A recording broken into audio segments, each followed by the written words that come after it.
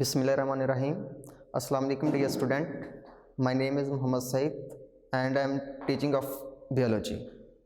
Today जो है हम किंगडम प्लांटी को जो है जिसमें हमने लास्ट लेक्चर के अंदर भी बड़ा डिटेल के अंदर डिस्कस किया था, आज हम ब्रायोफाइट की एक लास्ट जो हमारे पास सब डिवीज़न है जिसका नाम एंथोसिरोप्सिडा है, आज उसको हम जो है वो डिस्कस करने जा रहे हैं। तो ये थर्ड जो हमारे पास सब डिवीज़न है ब्रायोफाइटा की जिसका नाम एंथोसिरोप्सिडा है, तो इसके अंदर हम देखेंगे जो सबसे इम्पॉर्टेंट एग्जांपल जो होती है एंथोसिरोप्सिडा की वो होती है हॉर्नवर्ट्स। और जैसा कि आपको नाम से ही पता चल रहा है कि ये हॉर्नवर्ट्स जो होते हैं वो किस तरह के प्लांट्स होंगे, इनकी शेप जो होती है वो इस इमेज के अंदर दिखाई जा रही है कि ये हमारे पास जैसे इस तरह के एक हॉर्न बने होते हैं, इस तरह की इनकी शेप होती है। और वॉट्स का मतलब होता है छोटे प्लांट्स के लिए ये हम जो है वो टर्म इस्तेमाल करने हैं वॉट्स। अब देखा जाए तो एंथोसिरोप्सिडा जो होता है वो सबसे एडवांस ग्रुप है ब्रायोफाइटा की। तो यहाँ पर एक शॉर्ट क्वेश्चन भी बनता है कि इस तरह भी पूछ सकता है कि जो एडवांस ग्रुप है एंथोसिरोप्सिडा की उसके करैक्टर कौन कौन से हैं। तो आप हमें पता होना चाहिए कि जो एंथोसिरोप्सिडा होता है इसमें ये कहाँ पर मौजूद होगा। अगर इनके हैबिटेट के लिहाज से बात की जाए तो ये हमारे हिली एरियाज़ के, पाकिस्तान के हिली एरियाज़ के अंदर ये मौजूद होते हैं। और इसकी आज तक जो स्पीशीज जो आइडेंटिफाई हो चुकी हैं वो 300 है। अब हम इसकी प्लांट बॉडी की तरफ आते हैं कि एंथोसिरोप्सिडा जो होता है इसकी प्लांट बॉडी किस तरह की होती है। तो इसमें जैसे कि हमने लास्ट लेक्चर्स के अंदर भी डिस्कस कर लिया है कि हमारे पास जो ब्रायोफाइटा होती है उसमें दो तरह की जनरेशन होगी, गमीटोफाइट और स्पोरोफाइट। तो इसी तरह इसमें भी जो गमीटोफाइट जो होती है वो मौजूद होगी। तो हम देखते हैं कि गमीटोफाइट किस तरह का है। गमीटोफाइट जो एंथोसिरोस का होगा वो थोड़ा सा जो है वो मॉडिफाइड फॉर्म में होगा, स्पोरोफाइट भी इसी तरह होगा, क्योंकि जैसे जैसे एवोल्यूशन होती गई एंथोसिरोप्सिडा जो हमारे पास ब्रायोफाइट्स थे उनके ये जो इसका सब ग्रुप है जिसका नाम हमने दिया है एंथोसिरोप्सिडा, तो इसके अंदर मॉडिफिकेशन भी आती गई। तो इस लिहाज से भी हमने इसको डिस्कस करना है। तो सबसे पहला जो पॉइंट होगा हमारे पास वो होगा गमीटोफाइट, इसका प्लांट बॉडी। तो gametophyte is highly lobed and has irregular outline. Diagram के अंदर, इमेज के अंदर आपको दिखाया जा रहा है कि ये जो गमीटोफाइट होता है ये इसमें लोब्ड भी ज़्यादा बने हुए हैं और इसकी जो शेप होगी गमीटोफाइट की वो भी इरेगुलर आउटलाइन की तरह होगी।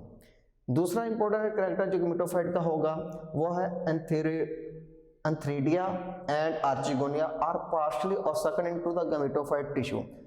हमारे पास जो इसका गमीटोफाइट पार्ट्स होगा एंथोसिरोप्सिडा की, तो उसके जो एंथ्रीडिया यानी कि मेल और फीमेल जो इसके सेक्स ऑर्गन होते हैं वो गमीटोफाइट के अंदर और इसके टिश्यू के अंदर जो है वो हाईली सकन होते हैं। इसके बाद इसकी जो दूसरी जनरेशन होगी वो हमारे पास होगी स्पोरोफाइट। तो स्पोरोफाइट के करैक्टर हम देखते हैं, sporophyte is independent from gametophyte. अब ज़रा लास्ट लेक्चर को हम रिवाइज करें तो उसके अंदर मैंने बताया था आपको जो स्पोरोफाइट होता है वो डिपेंड करता है गमीटोफाइट के अंदर, गमीटोफाइट के ऊपर, लेकिन इसमें ऐसा नहीं है क्योंकि एंथोसिरोप्सिडा के अंदर जो है वो थोड़ी सी एवोल्यूशन हो चुकी है। तो इसका जो स्पोरोफाइट है वो ज़्यादा मॉडिफाइड है एज़ कम्पेयर जो लास्ट हमने मॉसिस वगैरह पढ़े हैं प्लांट्स, उनसे ज़्यादा ये मॉडिफाइड है। तो इसलिए जो इसका जो स्पोरोफाइट होगा वो गमीटोफाइट के ऊपर डिपेंड नहीं करता बल्कि इंडिपेंडेंट होता है। क्यों? इस वजह से इसको हमने कहा है ये एडवांस करैक्टर इसके, इसलिए मैंने पहले ही पॉइंट्स लिख दिया है कि एंथोसिरोप्सिडा जो होते हैं वो एडवांस है due to a sporophyte. Character can survive grow easily onto the land. अब देखें जब स्पोरोफाइट के ऊपर भी ये डिपेंड, जो स्पोरोफाइट होता है वो गमीटोफाइट के ऊपर डिपेंड नहीं कर रहा, तो इसका मतलब क्या होगा कि ये ज़्यादा स्पोरोफाइट होगा वो एडवांस करैक्टर भी रखता है और ज़मीन के ऊपर ज़्यादा सर्वाइव भी कर सकता है और इसकी ग्रोथ भी ज़्यादा होगी। Even death of the gametophyte, हालांकि गमीटोफाइट की डेथ हो भी जाए क्योंकि उसके साथ अब वो इंडिपेंडेंट है, गमीटोफाइट अगर उसकी डेथ हो भी जाती है तो स्पोरोफाइट जो है फिर भी अपने आप को सर्वाइव करवा सकता है। क्यों सर्वाइव करा सकता है?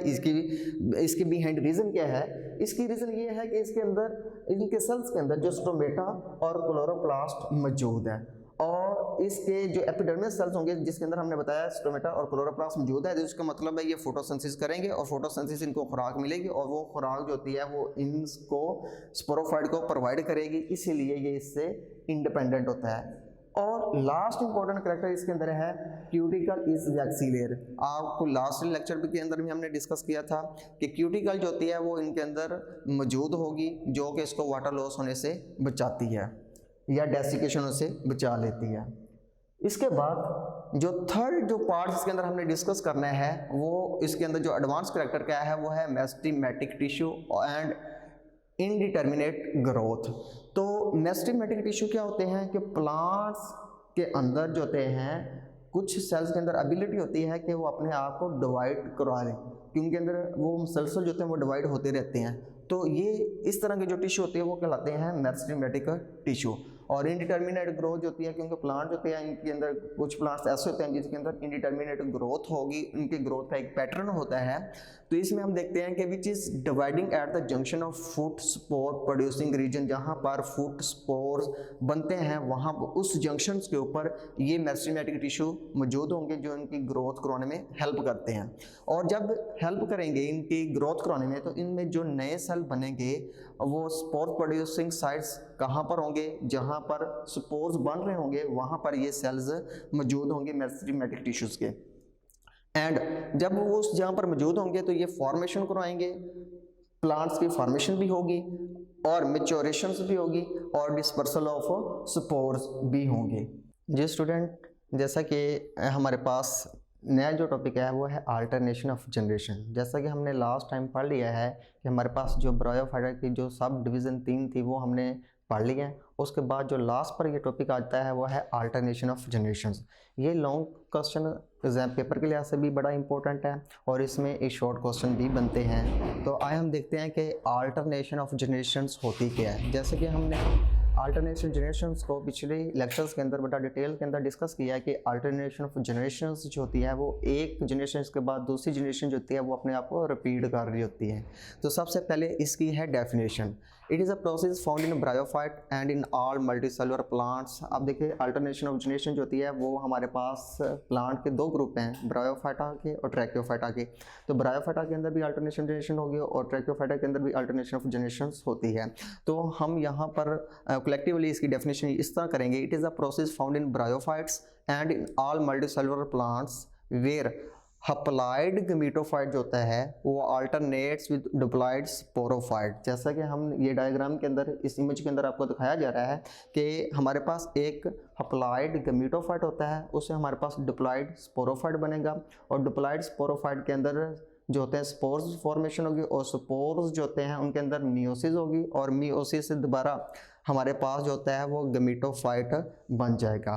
तो अब ये बार बार अपने आप को रिपीट करते हैं, इस प्रोसेस को हम नाम दे देते हैं अल्टरनेशन ऑफ जनरेशंस। तो जब इसके अंदर हमने दो बातें की हैं, एक हमने बात की है गमीटोफाइट की, एक हम बात करेंगे स्पोरोफाइट की। तो हम देखते हैं कि गमीटोफाइट क्या होता है, इसके हमने करैक्टर याद रखने हैं। जो गमीटोफाइट होता है ये हप्लाइड जनरेशंस होती है, यानी कि ये हप्लाइड गमीटोफाइट होगा और इट इज़ मोर कंस्पिकस। जैसे कि हमने लास्ट लेक्चर में भी देखा है कि ये जो गमीटोफाइट होता है यहाँ पर वो बहुत ही फेमस होगा, वो बहुत ही यानी कि इसमें कॉम्प्लिकेटेड भी हम कह सकते हैं और इसके अलावा इसका जो इम्पोर्टेंट पार्ट होगा वो यही गमीटोफाइट होगा, लेकिन स्पोरोफाइट इतना ज़्यादा नहीं होता है। एंड डोमिनेंट जनरेशंस, क्योंकि ऑलरेडी आपको बता दिया गया है कि जो हमारे पास ब्रायोफाइटा होती है उसमें जो डोमिनेंट जनरेशंस होगी वो गमीटोफाइट ही होती है। Gametes are spermatozoa. अब गमीटोफाइट है और गमीटोफाइट्स के अंदर गमीटोफाइट से क्या जनरेट होंगे, गैमेट्स होंगे। गैमेट्स हमारे पास क्या होंगे, स्पर्मेटोजोआ हमने टर्म इस्तेमाल की थी और एंथेरोजॉइड्स से हमने टर्म इस्तेमाल की थी।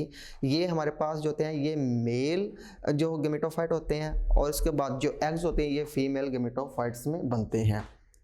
इसी तरह जो होते हैं ये स्पर्मेटोजोआ या एंथेरोजॉइड्स और एग जो होते हैं ये आपस में फ्यूज़ होंगे। फ्यूज़ होने के पास हमारे पास जो होता है वो ओस्पोर बन जाएगा जो कि क्या होगा, डिप्लॉयड होगा। जैसे कि हमने पढ़ा था कि ओस्पोर यानी कि जाइगोट जो होता था वो डिप्लॉयड बनेगा। अब ये यहाँ तक जो होती है वो जब हमने कह दिया है कि गैमेट्स जो होते हैं, गैमेट्स स्पर्मेटोजोआ एंथेरोजॉइड्स जो होते हैं वो या एग्स जो होते हैं वो आपस में फ्यूज़ होंगे, हमारे पास ओस्पोर जो होता है वो डिप्लॉयड वो तैयार हो गया है। अब उसके बाद अगला जो पार्ट्स आ जाता है वो होता है स्पोरोफाइट्स। स्पोरोफाइट जो होता है it is a diploid generation. अब देखें ज़रा कहाँ से ये स्टार्ट हो रहा है, गेमेटोफाइट का जो एंड प्रोडक्ट बनी है वो हमारे पास ओस्पोर है जो कि डिप्लॉयड है। तो इसका मतलब जो स्पोरोफाइट स्टार्ट होगी वो कहाँ से स्टार्ट होगी, डिप्लॉयड जनरेशन से स्टार्ट होती है। इट इज़ ए लेस कंस्पिकस, ये हमारे पास मोर कंस्पिकस होती है और ये इतनी ज़्यादा कंस्पिकस नहीं होगी। इसी तरह it is differentiated into foot, seta और कैप्सूल। तो हमने इसकी जो स्पोरोफाइट जनरेशन होती है उसका जो पार्ट्स होता है उसको हमने 3 हिस्सों के अंदर डिवाइड कर दिया है, फुट, सिटा और कैप्सूल के अंदर। कैप्सूल क्या होता है, कैप्सूल एज ए स्पोरेंजियम जिसके अंदर जो होती है वो स्पोर फॉर्मेशन हो रही होती है। Capsule have more mother cells, और सारे के सारे अभी हमारे पास जो स्पोर्स हैं वो स्पोर जो होते हैं वो सारे के सारे अभी कैप्सूल्स के अंदर जो होंगे वो हप्लाइड्स हमारे पास डिप्लॉइड्स होंगे।